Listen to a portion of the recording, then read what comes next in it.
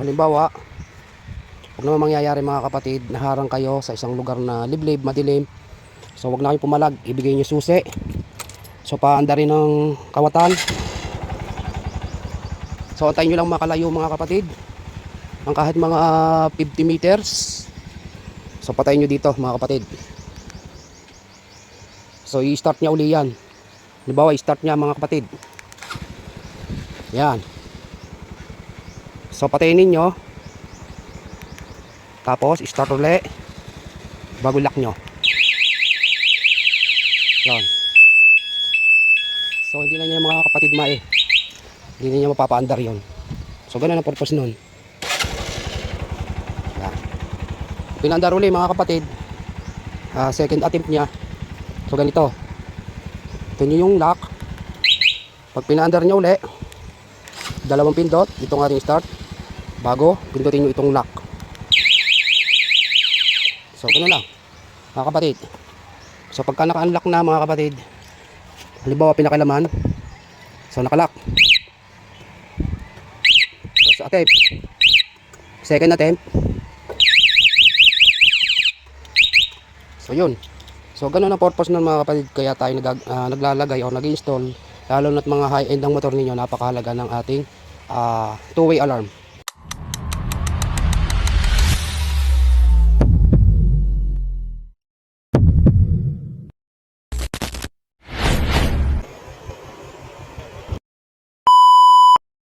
Morning sa inyo mga kapatid. So for today's video, so ito na yung ating gagawin tutorial about dito sa Supremo 150. Kakabitan natin ng two-way alarm.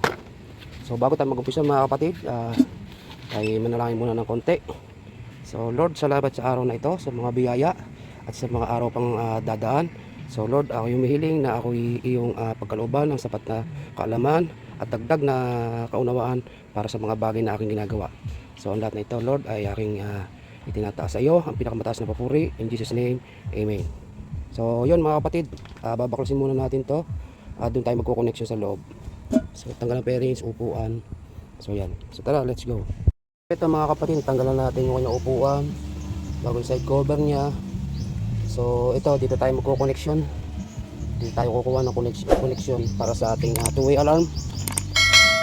So konting paliwanag muna tayo mga kapatid dito sa ating socket, ditong papunta ng ating module ng ating two-way alarm. So dito ilang wire to?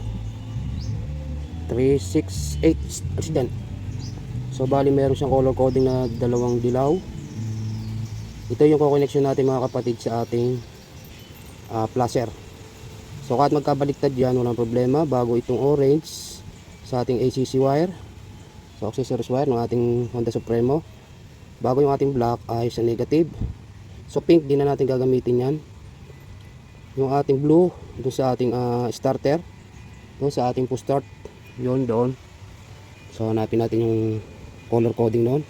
Bago yung red, positive ng battery. Ito yung gagawin natin mga kapatid ng on off para hindi siya laging open kung hindi natin kailangan. Halimbawa nasa pasyanan lang tayo, iniwanan natin yung motor, so pwede natin i-on. Pag nasa bahay naman tayo, so para hindi aksayado sa battery, hindi ma-discharge yung ating baterya, so pwede natin i-off. Bago itong kulay gray, ito yung ating papunta ng ating trigger. Ito yung sa kill switch natin. So bali ang connection nito ay ground ito mga kapatid. Ito ay co-connection natin sa ating pulser. So ito positive, yung red, black is negative, orange which is accessories, bago dalawang yellow ay sa ating connection ng pinaka positive ng ating right and left placer. So yung pink mga kapatid, din na natin gagamitin to. Yan. So, tara, hanapin natin yung connection dito sa kanyang harness. So ito na, dito natin i-sinet up. Dito nakaposisyon mga kapatid yung ating two-way alarm. So binulutan natin ng electric tape parang sa stock na harness. So unahin natin itong sa kanya sa placer, yung dalawang dilaw. So kahit magkabaliktaran yan mga kapatid, okay lang. So dito mapapansin nyo merong kulay orange at saka itong light blue. So ito yung ating connection ng ating right and left placer. So placer lang natin mga kapatid. So yan, mapapansin nyo yung ating test light. So ito yung kanyang, yung kulay orange na Supremo 150 ay left flasher. So yung flasher ng right ng Supremo 150 mga kapatid ay itong light blue. So right yung light blue, so yung left niya ay yung kulay pure orange. So kahit magkabaliktad to mga kapatid ay walang problema. So patulan lang natin ng konti, masyadong mahaba. So connection ko lang. So ito mga kapatid, yung red, ang ginawa natin mga kapatid ay mapapansin nyo yan, galing nung ating two-way alarm, yung red nya. So dumaan na dito. So mga kapatid, may switch yan. So kung ang purpose nito mga kapatid, kaya ginawa ko ng on off, kung sadya to ay maglolobat na mabilis yung ating two-way alarm, so pag hindi ko sa kailangan, i-off ko na lang. So ang ginawa ko, yan, dinuktungan natin ng wire, pinagapang natin dito. So meron tayo dito, gamit natin sa ating mini driving light. So yung papunta ng ating relay, so dito natin nilagay. So itong kabak nito ay galing na ng ating ito yung number 30, galing na ng ating battery. So tatawid siya dito, lalabas naman siya dito. So pinaka safety fuse, may safety fuse na rin siya, sinama ko na rin. So tapos yung ating gray, nandito na rin lang tayo sa part na ito. Ito yung ating pinaka kill switch. So hanapin nyo lang yung pulser ng inyong Supremo 150. So yung color coding, so ito yung kanyang green, yung kanyang pinaka negative ng ating tachometer o yung pulser, at yung ating pinaka positive itong blue na may lining na light yellow. So gagawin natin mga kapatid, para hindi dumami yung talop ng ating harness, ay susuksok na lang natin dito. Suksok ko lang. Tapos yung ating black mga kapatid, ito pinagapang natin dito, at bago dito tayo nagtalop sa negative ng ating mga ginawa dito mga setup. So para hindi na tayo magtalo pa sa harness. So may mga abang naman ako dito. Tingnan nyo, napakalaki ng ating pang intact na negative. So papunta yan ng ating negative ng battery. So tapos itong ating kulay orange, so isa-safety nyo din, binalutan din natin na electric tape. Papunta naman to ng ating ACC wire. Ang ACC wire ng Honda Supremo mga kapatid ay kulay black, pure black. Yan. So ito yung sa kanyang side stand switch. So meron diyang kulay green at black. So dito nyo isisingit yan sa may kulay pure black. Tapos itong ating blue, ito na lang isa ito natitira. So dito sa ating, hanapin nyo yung inyong sa starter relay. So ito yon.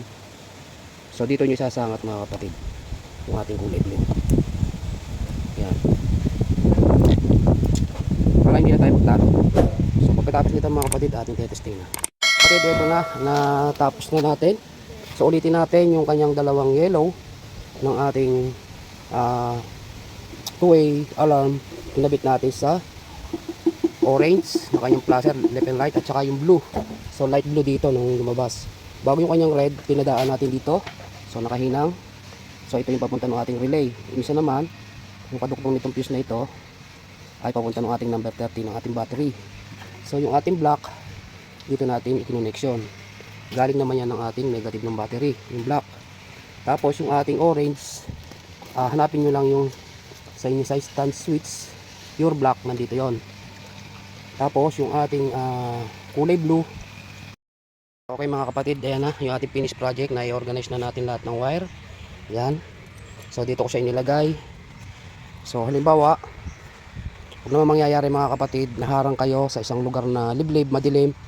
So huwag na kayo pumalag, ibigay nyo susi. So paandarin ng kawatan. So tayo nyo lang makalayo mga kapatid. So lumayo lang kayo mga kapatid, mga 40 meters. Halimbawa, mandarin motor, naagaw sa inyo. Yan. Palayo nyo lang sila ng konti para safety nyo. So patayin nyo dito mga kapatid, bago lock nyo. Yan. So hindi na niya mga kapatid hindi na niya mapapaandar yun. Then mga kapatid, itong two-way alarm. So katulad niya, nilak ko na. So umulis ka ng bahay, inilak mo. Halimbawa, dala mo yung susi, or kahit pa naiwanan mo yung susi sa motor mo pag nakalak. So bawa, nirekta ng kawatan, pinaandar. Andar yan mga kapatid, pero hindi na yan mananakaw. So ganun ang purpose nito. So basta umalis kayo ng bahay, halimbawa naka-unlock, i-lock nyo na. Kahit irekta niya or kahit iwanan nyo tong susi, hindi niya madadala yung inyong tricycle or motor. So yun lang, yun ang kagandahan nitong two-way alarm.